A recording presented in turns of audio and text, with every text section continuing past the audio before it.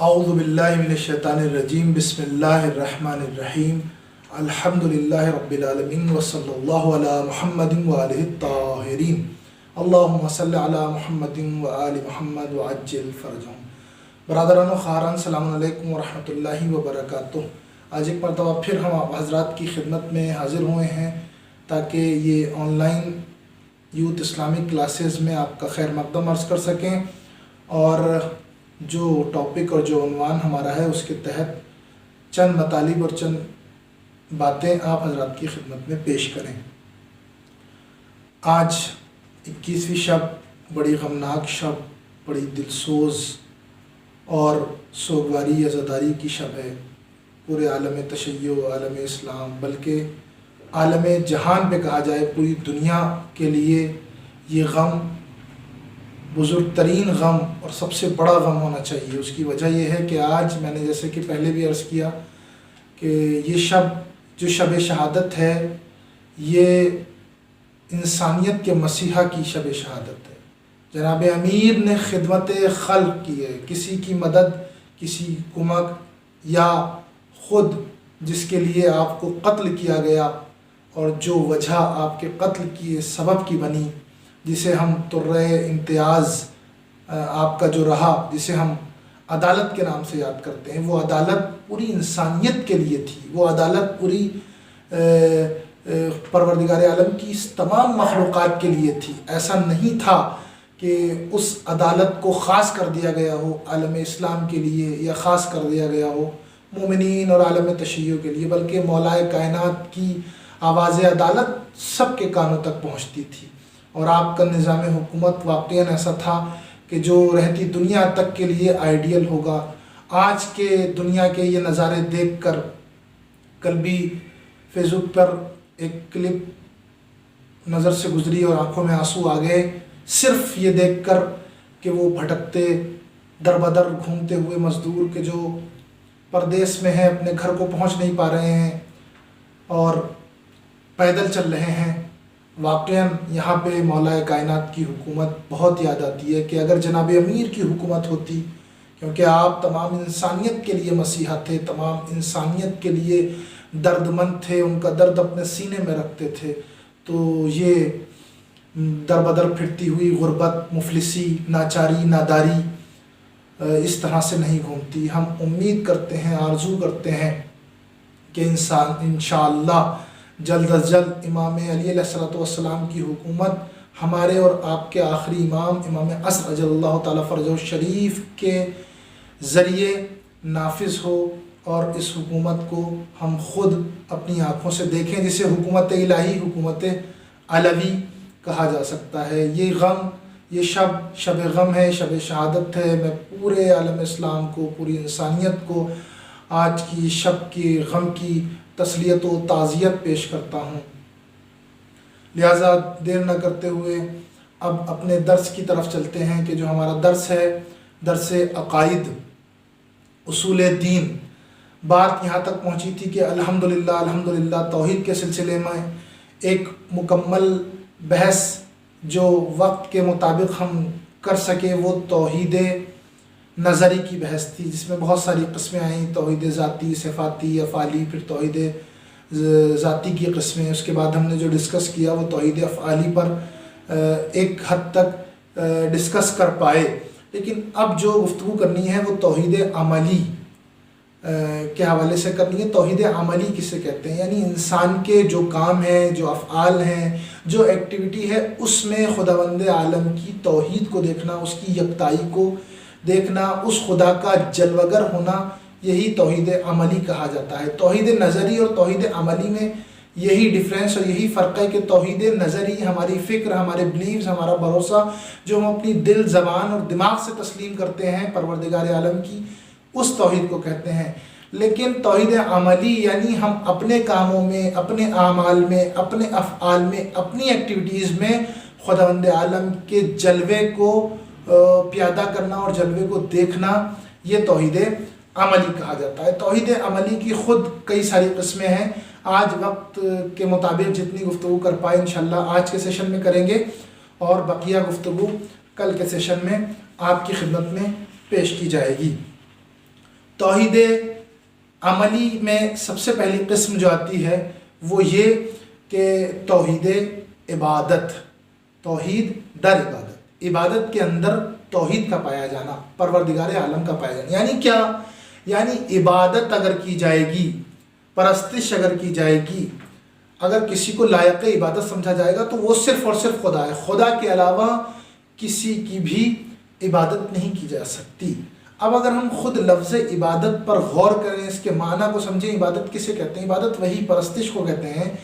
عبادت کو اگر ایک نظر سے دیکھیں تو عبادت کے معنی یہ ہو سکتے ہیں، عبادت یعنی کسی کے سامنے اپنے آپ کو تسلیم کرنا، جھکانا، خضوع کے ساتھ پیش آنا، اخلاص کے ساتھ پیش آنا، اپنے آپ کو کسی کے سامنے کمتر سمجھنا، ذلیل سمجھنا، یہ تمام کے تمام معنی عبادت میں آتے ہیں کلی طور پر۔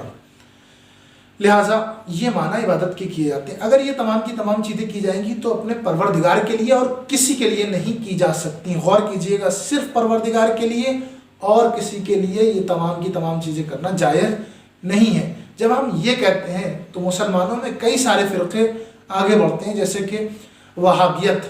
وہابی لوگ آگے آتے ہیں اور کہتے ہیں کہ عبادت صرف پروردگار کی ہے، لہٰذا کسی کا بیتو کا احترام کرنا، کسی کے سامنے جھک جانا، تسلیم کرنا، کسی چیز کو چومنا، بوسہ دینا، مثلا دیواروں کو یا شبیہ تابوت جو ہم بناتے ہیں، زری بناتے ہیں، ان تمام چیزوں کو بوسہ دینا حرام ہے۔ کیوں؟ کیونکہ یہ تمام چیزیں کس کے لیے؟ پروردگار کے لیے، غیر خدا کے لیے نہیں ہیں۔ جی، یہ تمام کی تمام چیزیں پروردگار کے لیے ہیں، لیکن یہاں پر اس مسئلے کو حل کیا جائے گا۔ وہ جو برادران ہیں جو وہابیت آ کے یہ کہتی ہیں کہ یہ تمام چیزیں شرک ہے اور غیر خدا کی عبادت نہیں کی جاتی، اصلاً اگر غور کریں تو یہ چیزیں عبادت میں شامل نہیں ہیں۔ کسی کا احترام الگ ہے اور عبادت کے معنی و مفاہیم الگ ہے۔ عبادت وہی ہے کہ کسی کو خدا تسلیم کر لینا، کسی کو خدا جان کر، کسی کو اپنا خالق مان کر اس کے سامنے جھک جانا، تسلیم ہو جانا، یہ عبادت کہلاتا ہے۔ عبادت کے طور طریقے الگ ہیں، عبادت کا طریقہ الگ ہے، عبادت کا وقت معین ہے، ٹھیک ہے۔ لیکن عقیدہ عبادت کا رکھنا، وہ 24 گھنٹے رکھ سکتے ہیں، لیکن وہ صرف اور صرف خدا کے لیے رکھا جا سکتا ہے۔ یہ جو ائمہ معصومین علیہ السلام، نبیوں کی قبروں کو بوسہ دینا، ان کی زری کو چومنا، ان کا احترام کرنا، یہ ہرگز شرک نہیں ہے۔ کیوں؟ کیونکہ ہمیں قرآن مجید میں اور دیگر مقامات پر مشاہدہ کرنے کے بعد یہ بات معلوم ہوتی ہے کہ بہت ساری چیزیں غیر خدا ہیں، لیکن اس کا احترام خود خداوند عالم نے بتایا ہے۔ مثلا والدین کا احترام قرآن میں خدا نے بتایا ہے، کہا ہے کہ اپنے والدین کے سامنے اپنے شانوں کو جھکا لو۔ ظاہر سی بات ہے، یہ شانوں کو جھکانا، کاندھوں کو جھکا دینا، ان کے سامنے خندہ پیشانی سے پیش آنا، یہ تمام کی تمام چیزیں کیا احترام ہے کہ نہیں ہے؟ یہ جھکنا ہے کہ نہیں ہے؟ تسلیم ہے کہ نہیں ہے؟ لیکن والدین کی حیثیت سے، نہ کہ خدا کی حیثیت سے۔ اسی طرح سے ائمہ معصومین علیہ السلام کا ہم احترام کرتے ہیں، جھکتے ہیں، ان کی زری کو بوسہ دیتے ہیں، ان کی شبیہ تابوت کو چومتے ہیں، احترام کرتے ہیں، وہ ان کے امام ہونے کی بنا پہ، ان کے معصوم ہونے کی بنا پہ، نہ کہ خدا ہونے کی وجہ سے۔ لہٰذا ہرگز یہ تمام کی تمام چیزیں، یہ احترام ہم جو بجا لاتے ہیں وہ کس لیے؟ کیونکہ ان کے مرتبے کے مطابق بجا لاتے ہیں، نہ کہ خدا سمجھتے وہ بجا لاتے ہیں۔ اگر اور غور کریں اور اگر اس مسئلے کو حل کریں، خود خداوند عالم نے ان تمام چیزوں کو شعار الہی کہا ہے، یعنی اپنے ہونے کی علامت بتایا ہے، شاعر اللہ بتایا ہے۔ وہ کیا ہے؟ جیسے کہ خانہ کعبہ کی دیوار کو بوسہ دینا ہے۔ خانہ کعبہ کی دیوار خدا نہیں ہے، یا خود خانہ خدا نہیں ہے، خدا الگ ہے، خانہ کعبہ الگ ہے، یا بہت سارے مقامات وہیں پر ہیں جن کو چوما جاتا ہے۔ خود رسول گرامی نے ان کا بوسہ لیا، حجر اسود ہے، مقام جناب ابراہیم ہے، یہ تمام کی تمام چیزیں کیا ہیں؟ شاعر اللہ ہیں، اللہ کی نشانیاں ہیں، لیکن خدا نہیں ہے۔ کیوں ان کو چومنے کے لیے پروردگار نے کہا؟ بڑی عجیب بات ہے نا کہ اگر یہ تمام کی تمام چیزیں شرک ہوتی تو کیا شرک کا حکم خدا دے گا؟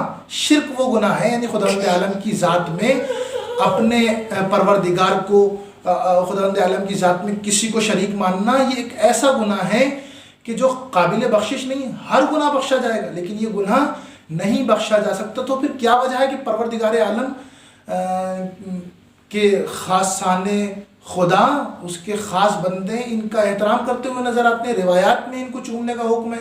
خود جو یہ تمام کے تمام لوگ اعتراض کر رہے ہیں وہ خود وہاں پہ جاتے ہیں تو ان کو چومتے ہیں۔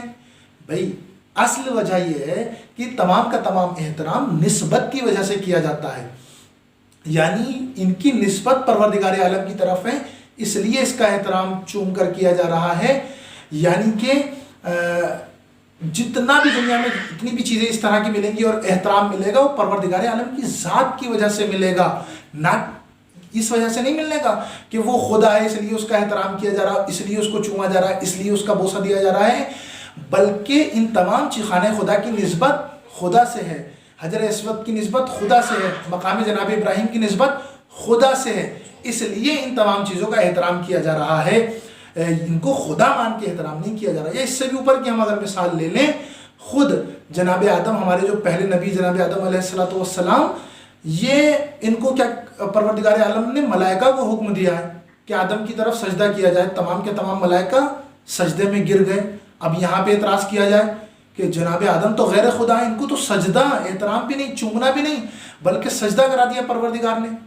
جی، جناب آدم کو جو سجدہ کرایا پروردگار نے، وہ شرک کا حکم نہیں دیا ہے، بلکہ جناب آدم کا احترام کرایا ہے، اور سجدہ جو ہے وہ صرف اور صرف خدا کے لیے، یعنی وہ جو سجدہ ملائکہ نے کیا وہ خدا کو کیا، لیکن احترام جناب آدم کا کرایا۔ تو جب سجدے تک کی گنجائش یہاں پہ دے دی گئی ہے کہ احترام کے لیے سجدہ کرا دیا گیا ہے، اور درحقیقت سجدہ خدا کا ہے، تو یہ زری کو چومنا، یہ عزا خانوں کو چومنا، یہ علم تعبد تعزیوں کو چومنا کس طرح سے شرک ہو سکتا ہے؟